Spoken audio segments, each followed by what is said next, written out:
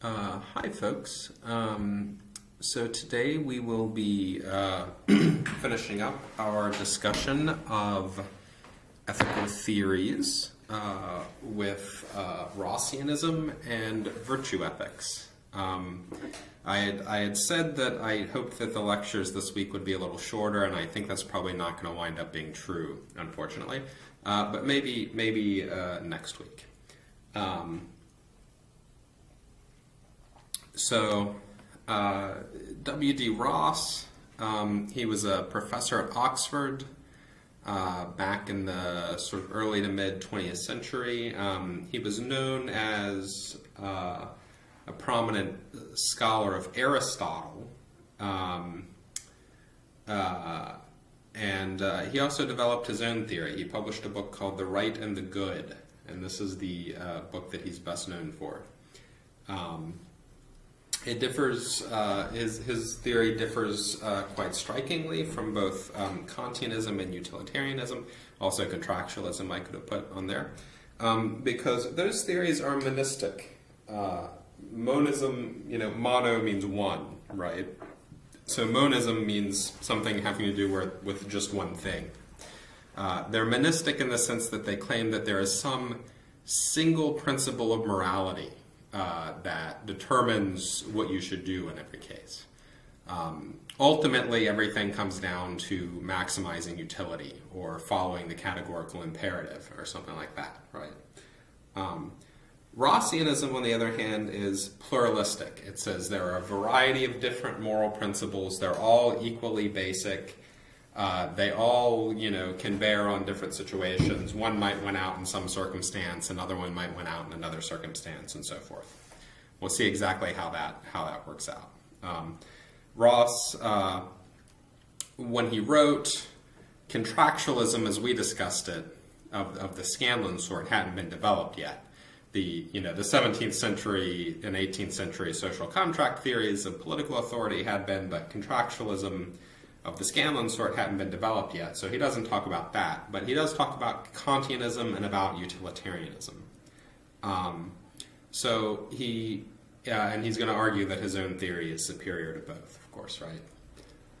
So he criticizes Kant for the fact that his moral theory ignores consequences. This is when we talked about, he thinks that you should never lie regardless, even if it's the only way to save somebody's life, this sort of stuff.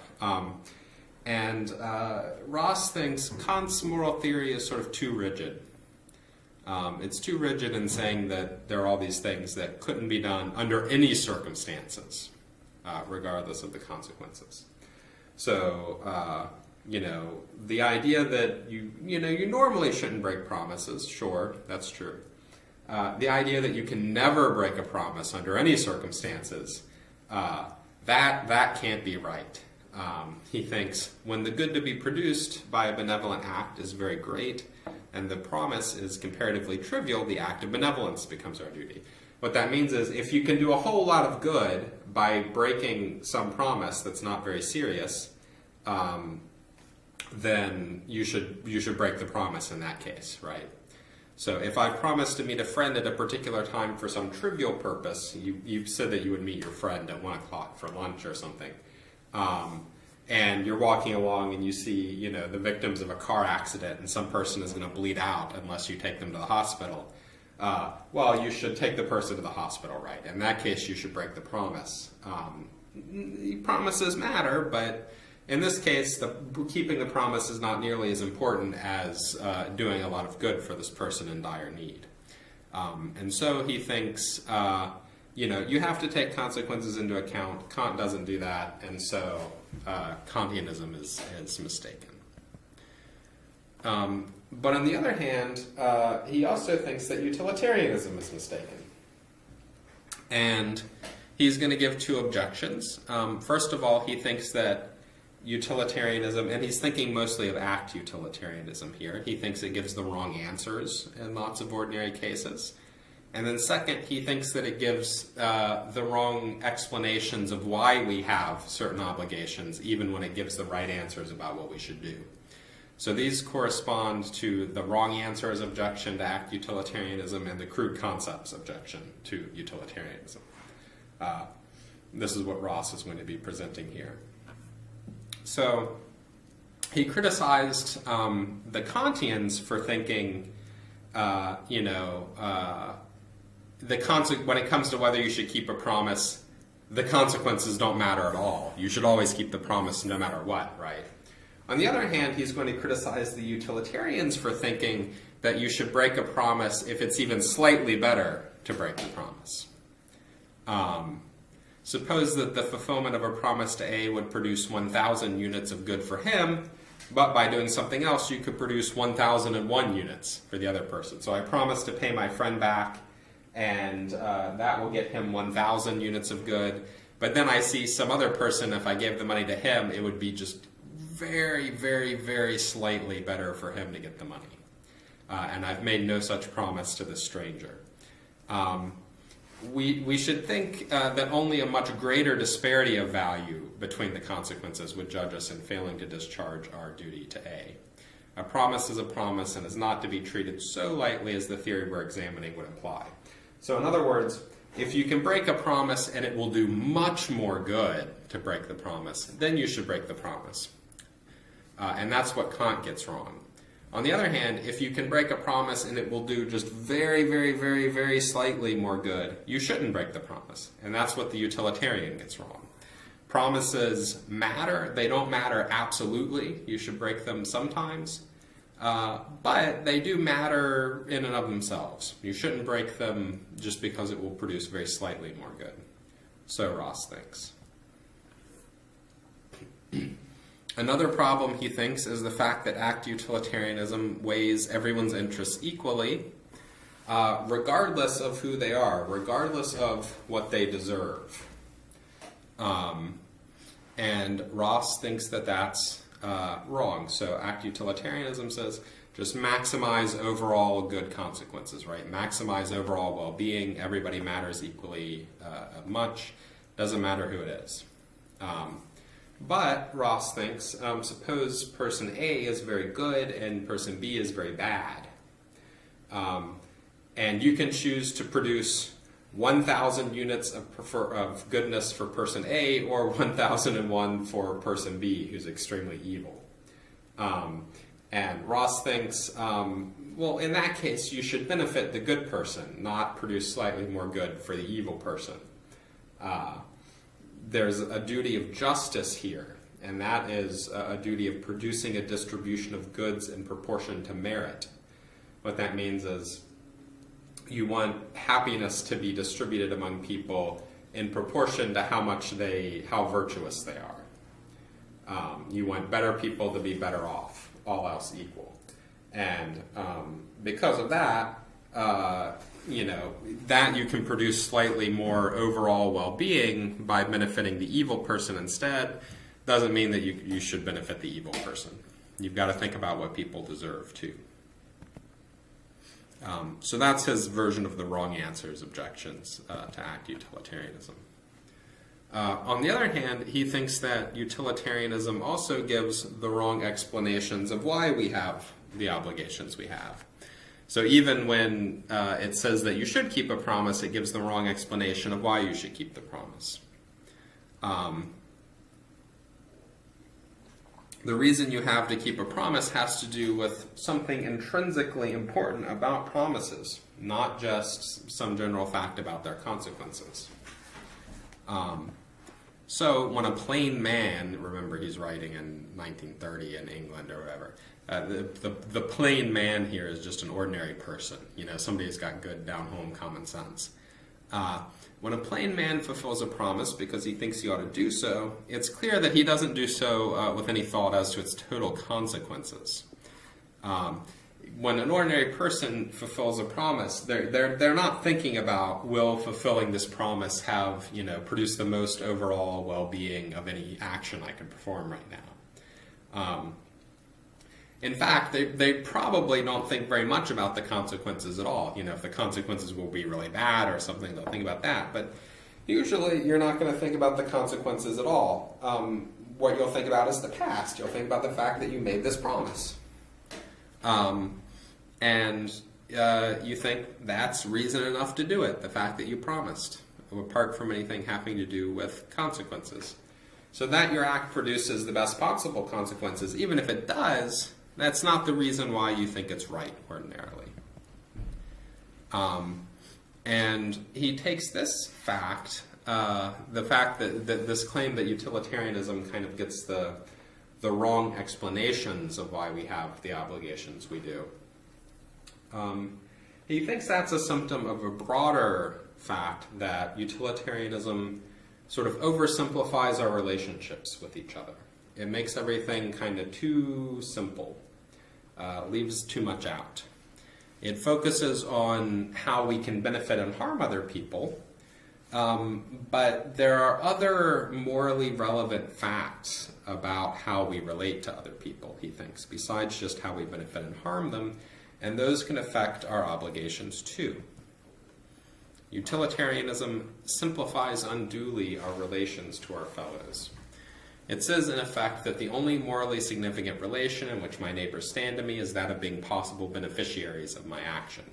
So it thinks the only morally important relationship I have with other people is just the fact that I can help or hurt them. I can increase or decrease their well-being.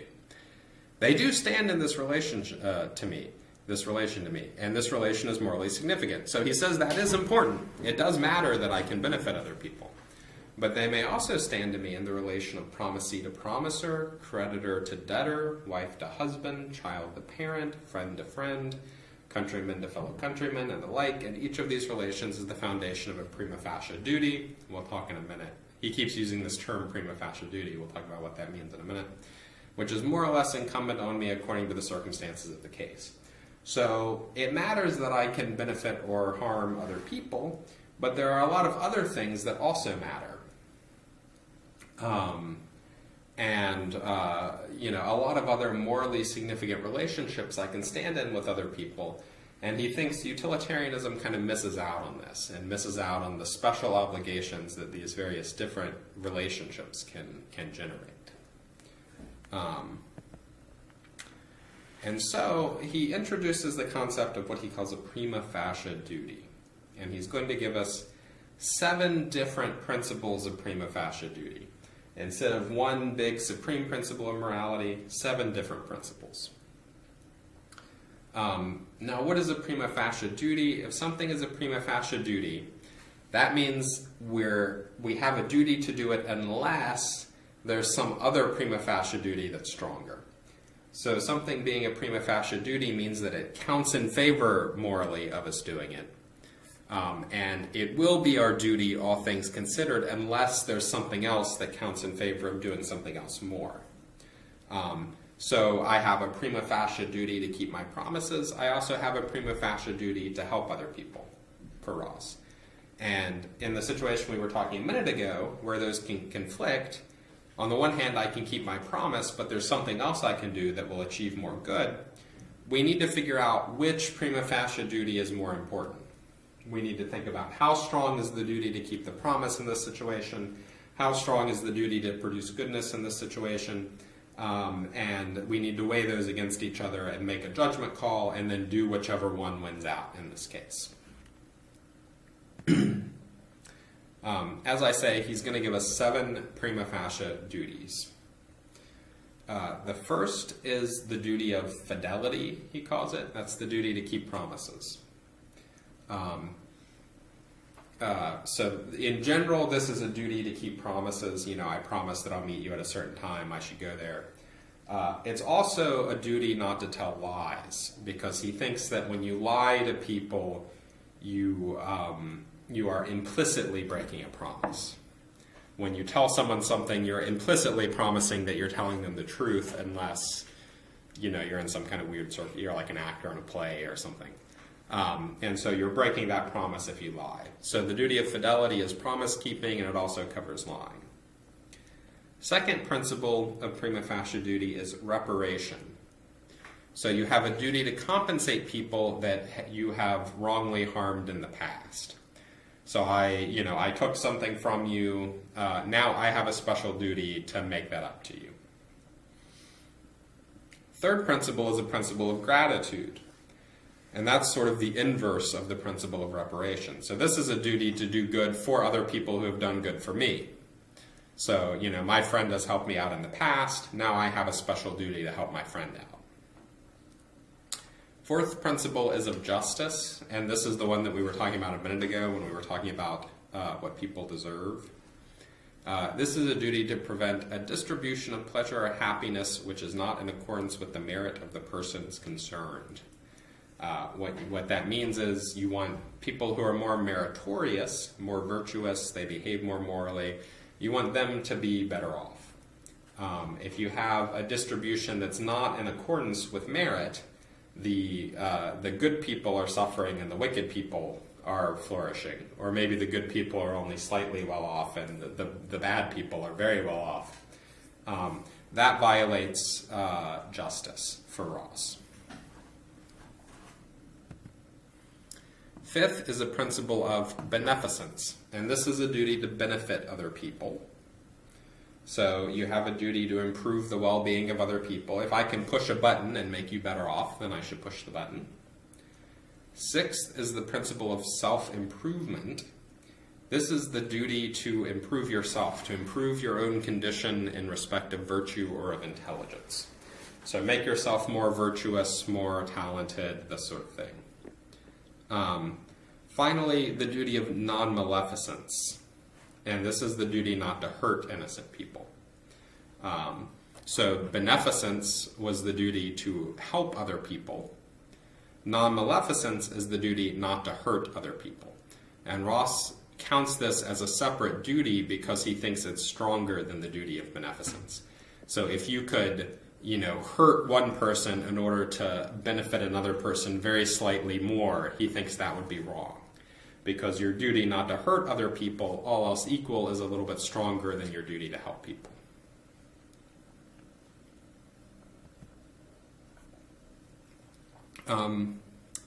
He's open to the possibility that there are more principles that he hasn't listed. But he thinks that these are kind of enough. These provide enough to give us guidance in ordinary situations. There might be more stuff he hasn't thought about, and we can tack those on. He's also open to the possibility maybe there is some underlying principle that could explain, that entails that all these other principles exist. Maybe there is some supreme principle, single supreme principle of morality. But he says if there is, he doesn't know what it is. Right? As far as he can tell, we have these 7 different principles. He actually does, this is not, you don't need to know this, but he does think ultimately that he can get the list down to 5 because he thinks some of these reduce to beneficence, but you don't need to worry about that now.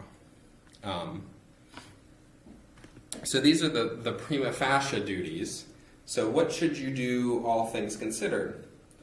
Well, if there's only one that's relevant to a situation, suppose you made a promise and there's no reason to break it. Or you can help somebody and there's no reason not to. Or if all the principles that are relevant to a situation agree, I have the opportunity to keep my promise and benefit you. Then what you should do is obvious. You should just do what the duties say, right? But then there are other cases where different principles of prima facie duty might conflict with each other. Suppose it turns out that breaking a promise is the best way to help other people. Well, in a case of conflict, what you need to do is follow the strongest prima facie duty. But how do you know which one's strongest, right? I mean, Ross says, well, you shouldn't break a promise just to produce slightly more good. You should break it to produce a lot more good. Well, how do you know how much good, right? How do you know how serious the promise is morally and how much good it takes to overcome it? And Ross says, well, sorry, but there's no algorithm, there's no formula you can follow to figure that out. If you find yourself in a situation where different principles conflict, you just have to think really hard, think about the different prima facie duties, try to reflect, try to be sensitive, and make a judgment call. Hope that you can sort of intuit what the right thing to do is. you're in a situation where more than one of these is relevant, what you have to do is study the situation as fully as you can until you form the considered opinion that in the circumstances, one of them is more important than the others. You think about it really hard, and ultimately you think, yeah, I think I should keep the promise in this situation. Then you're bound to think that that prima facie duty is your overall duty. So you just have to think about it really hard and make a judgment call. Now he admits that doesn't produce certainty that you're doing the right thing. Your judgment call could be incorrect. But he thinks, that's kind of the best you can do, and it's better than doing nothing, right? It makes you more likely to get the right answer. You can't be certain that it's right, and so in some sense, it's your good fortune if you do the right thing. You have to make a hard judgment call, and if it turns out that you make the right call, in a sense, you got lucky because you couldn't be sure. But it's not total luck. It's not a mere matter of chance. You're more likely to do your duty if you reflect to the best of your ability on the prima facie rightness or wrongness of various possible acts, blah, blah, blah. You're more likely to do your duty, in other words, if you think about the different prima facie duties that are relevant and try to make a judgment call on that basis. And with this greater likelihood, we must be content. That's really, you have to be happy with just sort of doing your best and hoping that that's good enough. Now, Rossianism is going to be closer to our ordinary views of what we should do than views like Kantianism or act-utilitarianism, right? Maybe I should at least I'll say act-utilitarianism because that's what Ross is thinking about. And of course, he says maybe his list of duties is incomplete. So if you think it leaves something out, you can add new duties or something, right? Maybe you can take one off if you think it doesn't matter. The theory is a little bit flexible. So because there's flexibility in the principles and because there's flexibility in how to apply the principles, ultimately you can make Rossianism agree with whatever you think, right? Whatever your common sense judgment is. And you might think that that's good or bad. If you think that our common sense judgments are pretty accurate, you trust them, our ordinary moral reasoning, then you might be attracted to this sort of view. Well, it gets the answers that I thought were right. On the other hand, if you think that, oftentimes they're kind of biased, maybe not so well thought through, don't really stand up, then you're not going to be so thrilled about this feature. You might think, no, we need to come up with some theory that can cut through, the biases that infect ordinary moral reasoning. It's also the case that, and this is sort of one of the main objections to Rossianism, it's also the case that Rossianism is very complicated, right? It posits a bunch of different moral principles. It doesn't tell us anything that underlies them or unifies them. And a lot of times people think that simpler theories are more likely to be true. So if some scientist just provided us with a big list of how things behaved and didn't give us any underlying theory, we wouldn't be very happy with that, right? The scientist just says, look, when apples fall, they do this. When bowling balls fall, they do this. When feathers fall, they do this. When the planets go in orbits, they do this. And doesn't tell us anything about anything underlying any of these behaviors. We would think, no, there's got to be something underneath all this, right? There's got to be something that explains why different things behave in the way that they do and all that sort of stuff. And then some other scientist comes along with the theory of gravity, and that does explain why things behave the way that they do in terms of some single, simple law. That seems better, right? We got the deeper, simpler explanation. So you might be dissatisfied with Rossianism because it doesn't give us that. It doesn't give us a deeper, simpler explanation. It just gives us a heap of principles and says, well, sort it out yourself, right? Ross's response to this sort of worry is, well, it's more important that the theory fit the facts. The facts here he takes to be he thinks that our ordinary moral judgments are, the data we're trying to explain, right? The facts are the different judgments that we have in these different cases. They're supposed to be the fact that you shouldn't break your promise to do slightly more good, or blah, blah, blah, right? It's more important that our theory fit the facts than that it be simple. So Ross says, yeah, look, it would be nice if the theory could be simple, but like my theory is the one that gets the right judgments about cases, and you shouldn't make your theory so simple that it can't explain the data anymore, right? You can imagine, it's just some simple, very simple scientific theory that doesn't explain anything, right? It just says, nothing exists. That's my theory. Well, that's very simple. It doesn't fit very well with our observations, though, right? So Ross thinks, well, it's more important that the theory fits our ordinary judgments about what's right and wrong than that it be simple.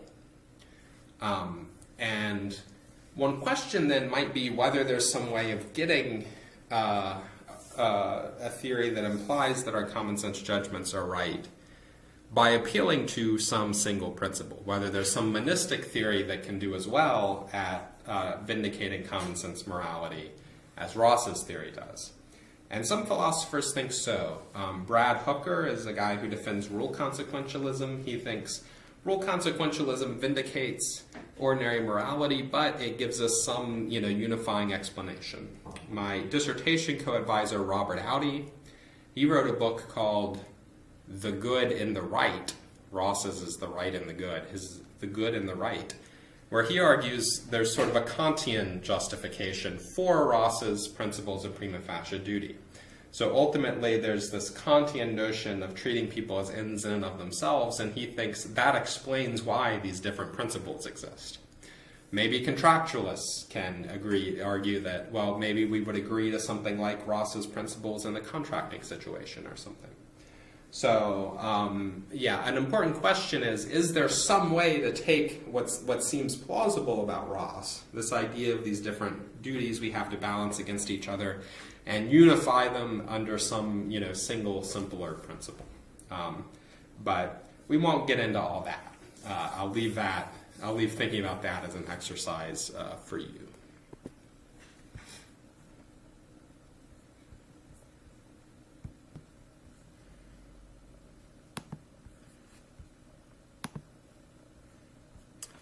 So next we have this other view called virtue ethics.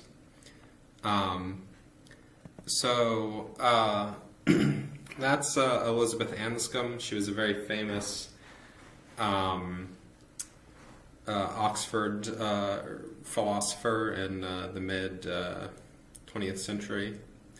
In 1958, she published this famous paper called Modern Moral Philosophy. And among other things, she notes that Aristotle and various other ancient ethicists don't really talk so much in our own categories of right and wrong, what you're morally obligated to do, what your duty is, what you morally ought to do. They don't talk so much in these deontic, almost legal-sounding categories. They think of ethics primarily in terms of what's virtuous or vicious, where virtues and vices are traits that are conducive to your well-being.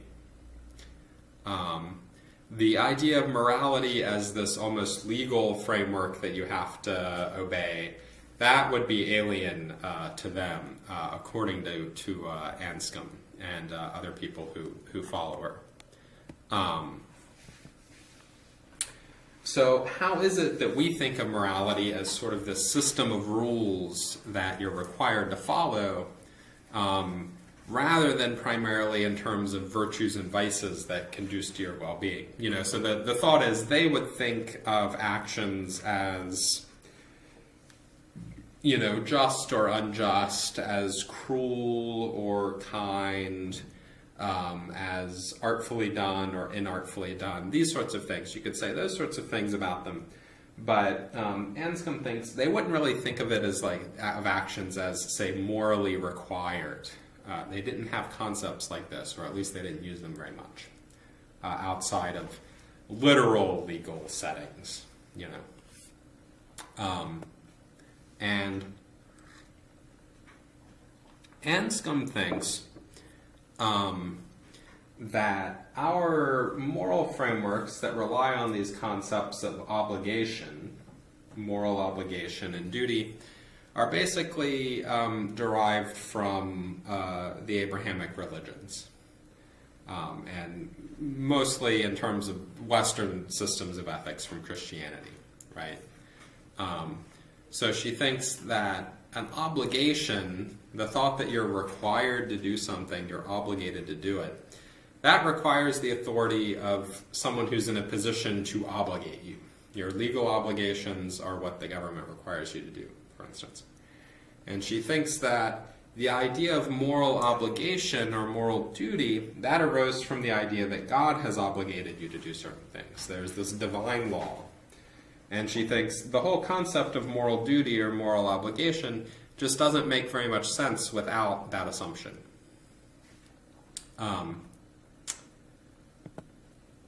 Now, she herself was a quite conservative Catholic. And so she believed in divine law, and she believed in moral obligation, I suppose. But she noted plenty of philosophers around her did not share this view. And so she argues, they should just forget about moral obligation, forget about talking about right and wrong in terms of, you know, what's morally required, what is your duty, this sort of stuff. They should return to a kind of Aristotelian virtue-based account of ethics. And some people took her up on this. And so in recent decades, people have developed what's called virtue ethics as sort of an alternative to the other major ethical theories that we've discussed.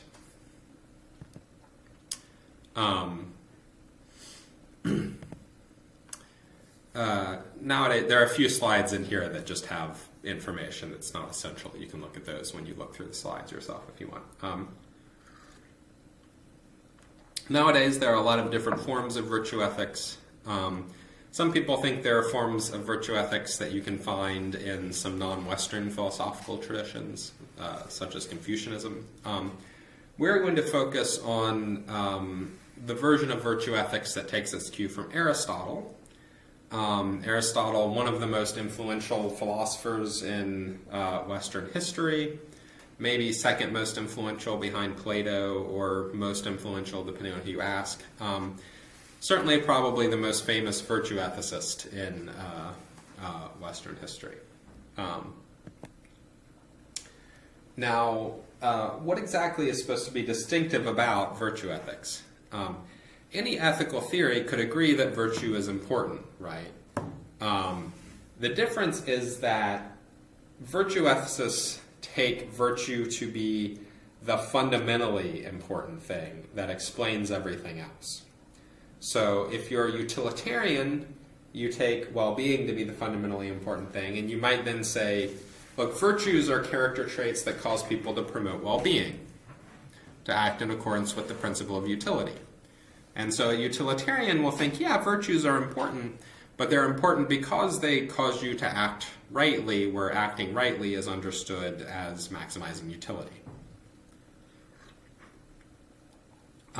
Virtue ethicists, on the other hand, start with the idea of virtue, and then they try to explain everything else in terms of that. So the point of ethical behavior for a virtue ethicist ultimately is to become a virtuous person, and to be a virtuous person, to act like a virtuous person. And everything else gets explained in terms of that aim.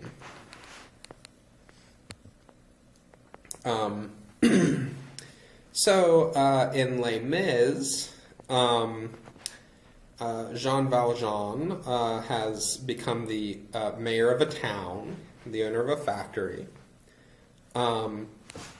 There's an innocent person who looks like Jean Valjean and has been mistaken for Jean Valjean, and that person is going to be punished for Jean Valjean's crimes.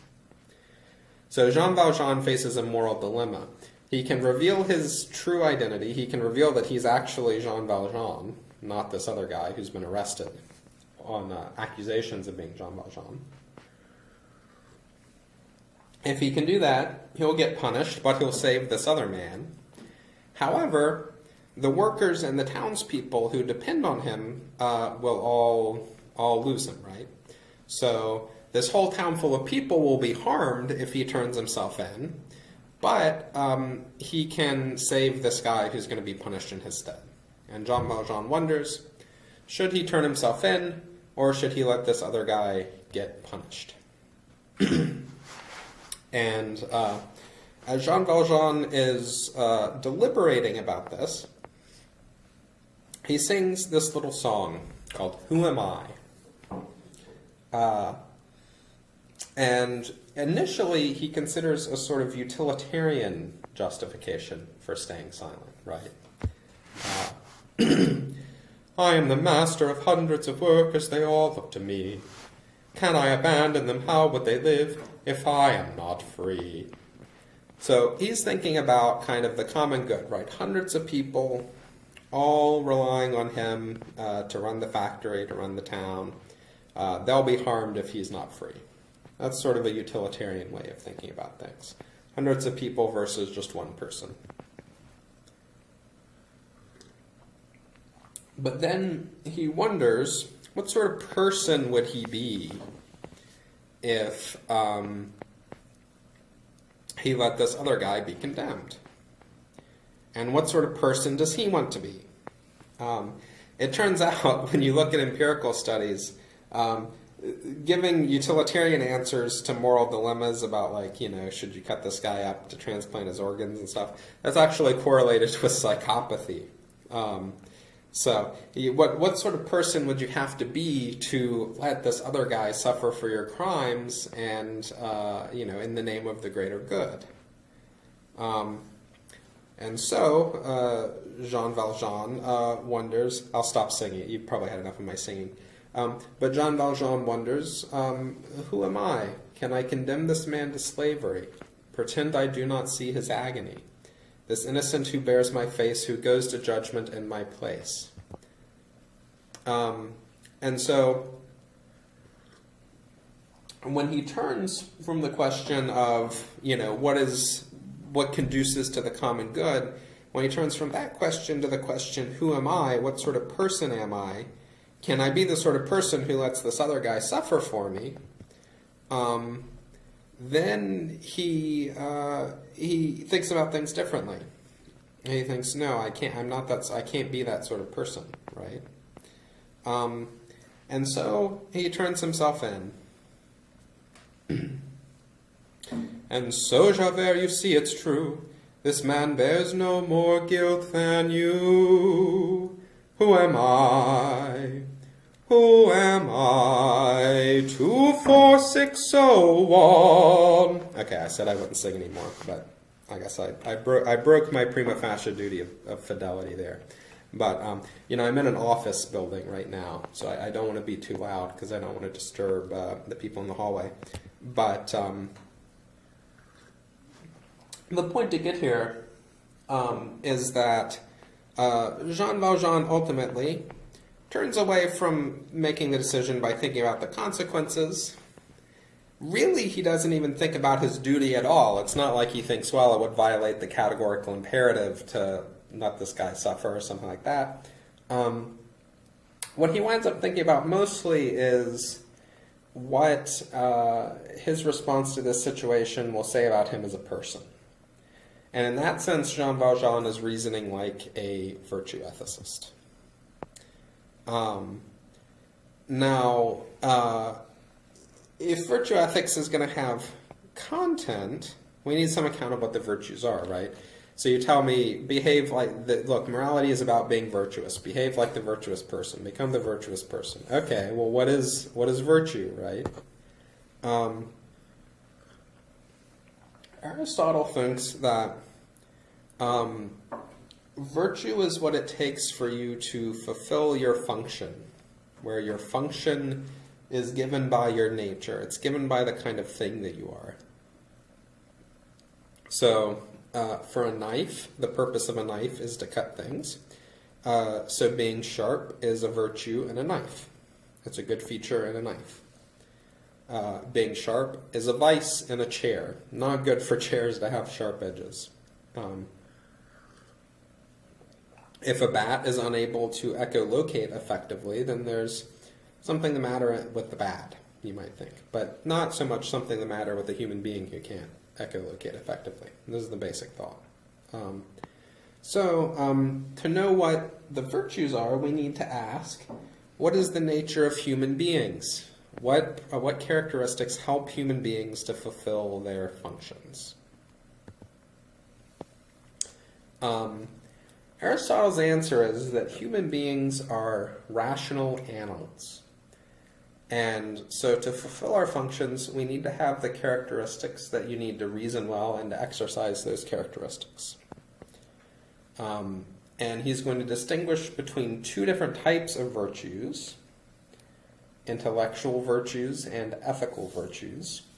And then within the intellectual virtues, he's going to distinguish further between what we can call theoretical and practical virtues. So, we're going to talk about these things in turn. These are the different types of virtues that there are for Aristotle. Intellectual virtues are virtues that are involved in reasoning, right? So these have to do with your reasoning capacities. Theoretical virtues are involved in theoretical reasoning. That has to do with knowing what reality is like. The virtues you learn when you're trying to discern, what is the right account of physics, or what's the weather going to be like tomorrow? All those sorts of things are theoretical virtues. They have to do with figuring out what reality is like. So intelligence is a theoretical virtue. Maybe, studiousness is a theoretical virtue. Practical virtues, on the other hand, are involved in practical reasoning. So practical reasoning is reasoning about what you ought to do. Aristotle thinks the central practical virtue is something called phronesis. This is Greek, phronesis. And that means wisdom, practical wisdom, good judgment, something like that. So you have this ability to discern what the right thing to do is, and that is a practical intellectual virtue.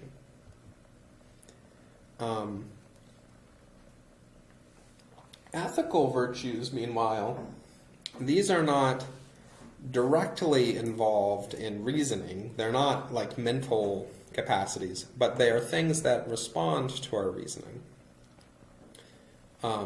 So, for instance, courage. Courage is an ethical virtue. But for something to be courageous, you have to use your reasoning abilities. You have to figure out what the truly courageous thing to do is. Is it courageous to stand up to a threat, or is it just reckless? If you refuse to stand up to a threat, is that cowardly or is that prudent? Well, you have to think about what the threat is, what you can gain by standing firm, all that sort of stuff. There's an elephant charging at me, and I refuse to get out of the way because I'm like, I'm no coward. Well, that's not courageous, right? That's just stupid. So you have to employ your practical reasoning, these practical virtues, in order to know how to behave so that you can properly exercise the ethical virtues. These are things that, are directly realized in your action, right? And furthermore, he thinks that in order for something to really be courageous or to be virtuous in any other way, it has to be done as the result of correct reasoning. It can't just be due to luck. So it has to be that, when I see some threat and I realize that I should stand firm against it, it has to be that I actually correctly figure out that why I should stand firm against it and do it for that reason.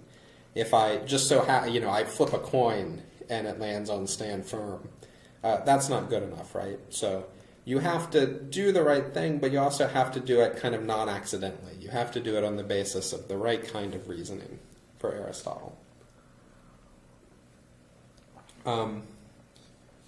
Other ethical virtues, things like justice, temperance, stuff like this, kindness. These are the things that we usually call virtues, right? Normally, when people talk about virtue in ordinary life, what they're talking about are what we're calling ethical virtues here. Normally, you don't really think of intelligence, say, as a virtue, right? Or you wouldn't say, a person's virtuous, he's so intelligent. You think of that as a separate thing. The things we normally call virtues, these are the ethical virtues. These are these things that directly have to do with action. And so Aristotle thinks that in order to fulfill our function, actually we have to possess all of these virtues. This is a thesis called the unity of the virtues. So we have to reason well in both the theoretical and the practical domains. And in our actions, we have to be guided correctly by our reasoning. So we need all of these. He thinks that the highest virtues, the most valuable ones, are actually the theoretical ones. So the best life is going to be one that is devoted as much as possible to developing and exercising these virtues. So the best possible life, it turns out, is you should be a philosopher. It turns out this view tends to be more popular among philosophers than other people. Long history of philosophers figuring out, well, the most valuable thing anybody can possibly do is philosophy. They never managed to convince anybody else, but this is what Aristotle thinks. So you wonder, okay, well, this has all been kind of abstract. I mean, how are you actually, in concrete terms, supposed to know what is virtuous? You have a friend who's always blowing through their money. They ask you for financial help. Should you help them? Would that be generous, which is virtuous, or would it be wasteful, which is vicious? If you refuse, would that be stingy, which is vicious, or would it just be prudent, which is virtuous?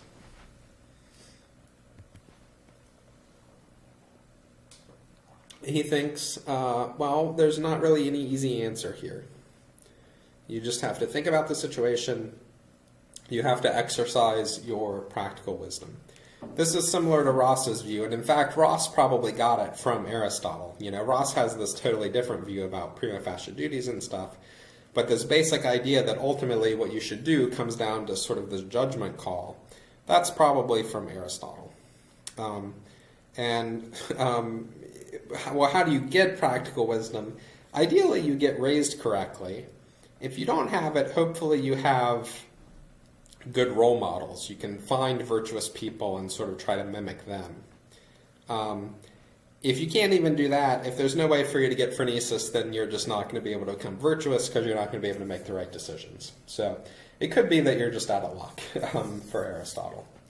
But ultimately, it just comes down to judgment calls. You have to be a wise person.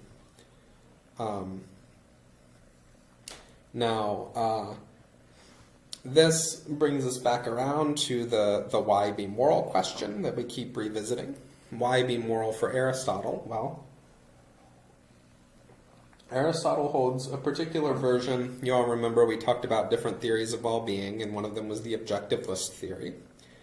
He holds a particular version of the objectivist theory that's known as eudaimonism. It means like great spiritedness or something. What eudaimonism says is that being well off, flourishing, is a matter of fulfilling your nature. Well, the virtues are what fulfills your nature. And so developing and exercising the virtues is in your own self-interest. So for Aristotle, there is no conflict between morality and self-interest. Behaving morally just is, behaving in the way that's best for you. Because the virtues ultimately are what is good for you. Here, we'll put, for consistency with other slides, we'll name this why be moral, because that's what I've been calling this. So it's not what's good for you in some narrow sense. It's not like, go around stealing stuff and that, But what is good for you fundamentally is being a virtuous person, and so acting virtuously for Aristotle is what's good for you.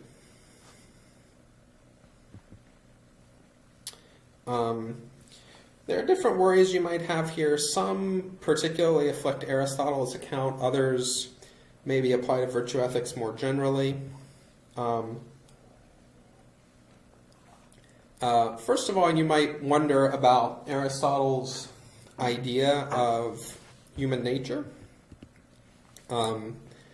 The idea that ultimately it's all about learning stuff. That's what's most distinctively important about being a human, is exercising theoretical reason. Maybe you think it's something else. Maybe it's to love other people. Maybe it's to relate properly to God. Maybe it's this, that, or the other thing. And if so, you might try to modify Aristotle's view, while actually this other thing is human nature, and that's the highest virtue. You might also wonder whether it's true that Aristotle is right, that there is such a thing as human nature. Is there some function that human beings have? And you might wonder about the identification of the function with what is good for you. Suppose I learned that I was created in a lab by scientists to be the ultimate serial killer. If so, would it follow that my function is to be the ultimate serial killer? And if so, would that follow that that's what's virtuous for me, that that's what's best for me, that that's what's ethically good because I'm fulfilling my function of being the ultimate serial killer? Well, these are things to think about. Answering them gets into complex metaphysics that we're not gonna get into, but they're things to think about. There are also some other worries you might have, I guess. We're going to discuss two of them. One is about self-centeredness. Some people worry there's something kind of objectionably self-centered, objectionably narcissistic about virtue ethics. Its primary concern is with the agent's own character. It seems to be essentially interested in the acquisition of the virtues as part of the agent's own well-being and flourishing. Doesn't morality require us to consider others for their own sake, not because they may benefit us?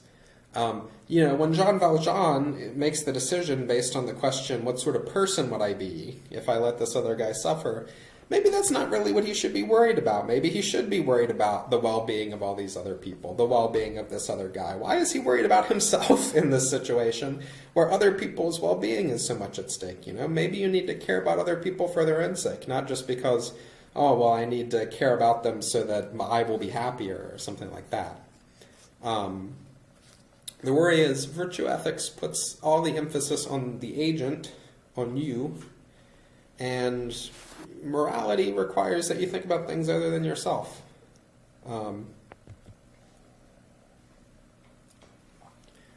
The author of your article thinks, well, no, this doesn't work because the virtues require that you care about other people. It tells you behave in kind ways and whatever, and so what's the issue here with the supposed self-centeredness? I'm not sure that that's right. I mean, virtue ethics does tell you that you should act in ways that benefit other people very often, because that's what the virtuous person will do, right? So I think the real worry about self-centeredness is not about how virtue ethics will tell you to behave, it's with the kind of explanation we're getting, right? It's the same as the crude concepts worry about utilitarianism, except sort of with a different point, right? You might think, look, it's just wrong to think that morality is ultimately always about benefiting myself. Why should I save this kid? Well, the kid is in need. That's good. And saving kids in need is what the virtuous person would do. So saving the kid benefits me. You might think, oh no, should have stopped. Should have stopped with just the kid being in need, right? Bringing it all back around to myself seems, wrong somehow. Another worry is about action-guidingness. And this is similar to one that you might have about Ross. You just have to rely on your own judgment calls. Theory doesn't really tell you what to do in difficult circumstances. And Athanasoulis, the author of this article, Basically reiterates some things we've mentioned earlier. Hopefully you have wisdom, practical wisdom. Hopefully you can develop it if you don't have it. Maybe it doesn't give you an easy answer about what to do because morality is just hard. Maybe there isn't any formula. Maybe there aren't easy answers. And so maybe it's not an objection to virtue ethics that it doesn't give us such a thing. There's a little bit here about the doctrine of double effect. I've put that there because it might come up in some of the applied ethics readings that we discuss, but I think for current purposes I'll just leave it, and if it comes up then we can discuss it then. So that's the virtue ethics lecture. That's what we have about ethical theory here. And I'll send out a poll soon, and you all can vote on which applied topics we should discuss. We're going to move away from this abstract, very philosophical stuff into more concrete applied issues next. So probably first we're going to talk about poverty, charitable giving, some of these issues, and then we'll move into other things based on feedback we get. So that's that.